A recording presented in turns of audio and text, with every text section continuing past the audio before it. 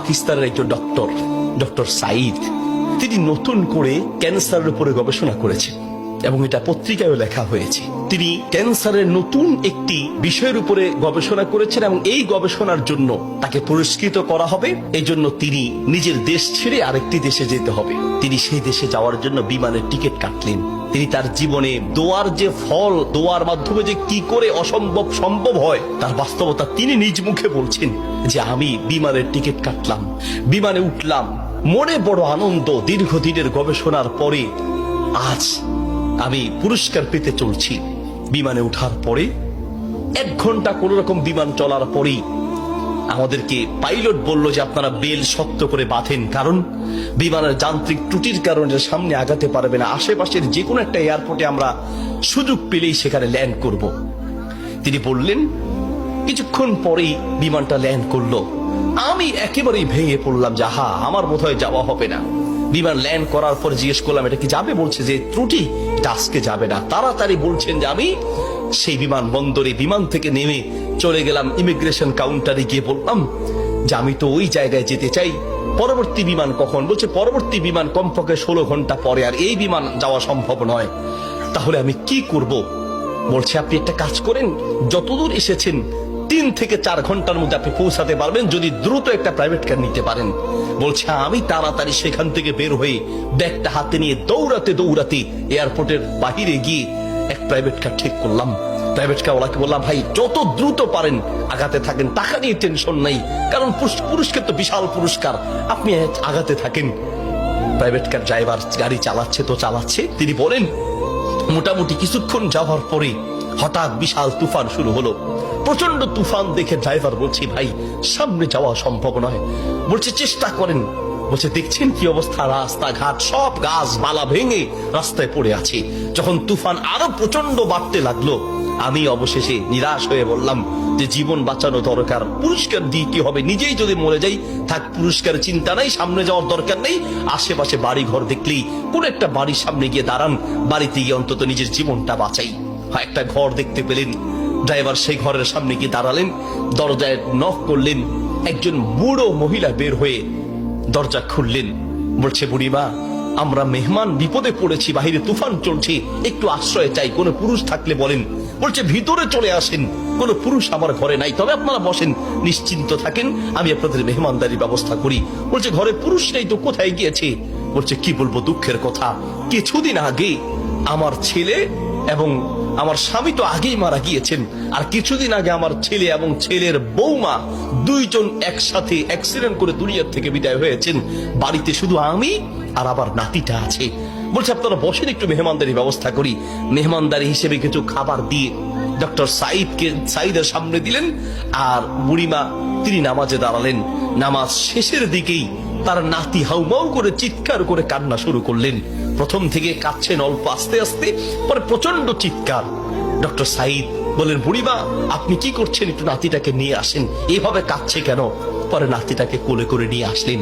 Doctor Saeed জিজ্ঞেস করলেন যে তার চেহারা পুরো নীল হয়ে আছে, তার কারণটা কি, ওর কি রোগ হয়েছে? বলছে ডাক্তার সাহেব কি বলবো দুঃখের কথা, আল্লাহ আমাকে পরীক্ষা করছেন।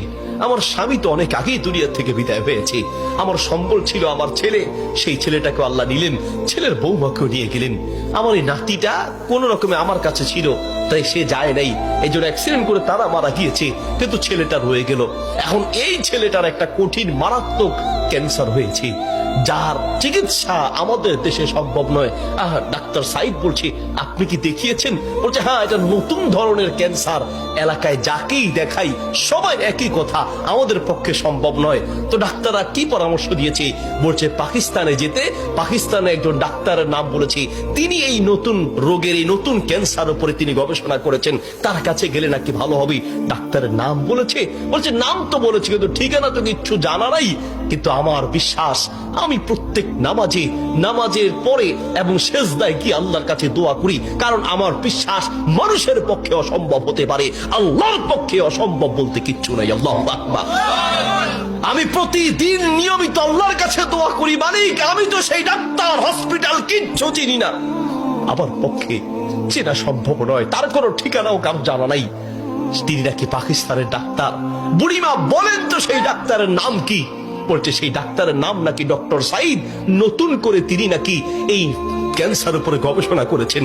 বলছে বুড়িমা কসম করে বলেন তো ডাক্তার সাইদের সাথেই আপনাকে দেখা করতে বলেছে? মহিলা বলছে ভাই আপনি মেহমান মানুষ, আমি কেন আপনার কাছে মিথ্যা বলতে যাব? ডাক্তার সাইদ তিনি নাকি নতুন করে ক্যান্সার উপরে গবেষণা করেছেন, আপনার বাড়ি কোথায়? ডাক্তার সাইদ বলল বুড়িমা আমি আপনাকে কসম করতে বলেছি এই জন্য যে আমি বড় অবাক হয়েছি, আল্লাহ যে বান্দার দোয়া কিভাবে কবুল করেন, আল্লাহ যে মানুষের দোয়া কিভাবে কবুল করেন, আমি এখন বুঝতে পেরেছি কেন আমার বিমান নষ্ট হয়েছে, আমি এখন বুঝতে পেরেছি কেন আমি প্রাইভেট কারে উঠেছি, আমি এখন বুঝতে পেরেছি কেন তুফান শুরু হয়েছে, আমি এখন বুঝতে পেরেছি লক্ষ লক্ষ বাড়ি ঘর থাকতে কোথাও না গিয়ে আপনার বাড়িতে কেন এসেছি, আমি এখন বুঝতে পেরেছি আল্লাহ বান্দার দোয়া কিভাবে কবুল করে। বুড়িমা আপনি যে ডাক্তার সাইদের জন্য দোয়া করছেন সেই ডাক্তার সাইদের কাছে পাকিস্তানে যেতে হবে না, টেনে টেনে তাকে আপনার বাড়িতে নিয়ে এসেছেন, আমি ডাক্তার সাইদ আপনার বাড়িতে উপস্থিত আছে। আল্লাহু আকবার। প্রিয় ভাইয়ের আমার, আসা আন তাকরাহু শাইআন ওয়া হুয়া খায়রুল লাকুম ওয়া আসা আন তুহিব্বু শাইআন ওয়া হুয়া শাররুল লাকুম। আল্লাহ বলে বান্দা শোনো, আমরা অনেক সময় দোয়া করতে গিয়ে আমরা অলসতা পেশ করি, অথবা অচেতন হয়ে যাই, অথবা দোয়া করার ক্ষেত্রে আমাদের ইয়াকিন থাকে না। কারণ হুজুর কত দোয়া করছি, কত বলছি আল্লাহর কাছে, কই না হুজুর আল্লাহ তো শুনে নেই, ঠিক না?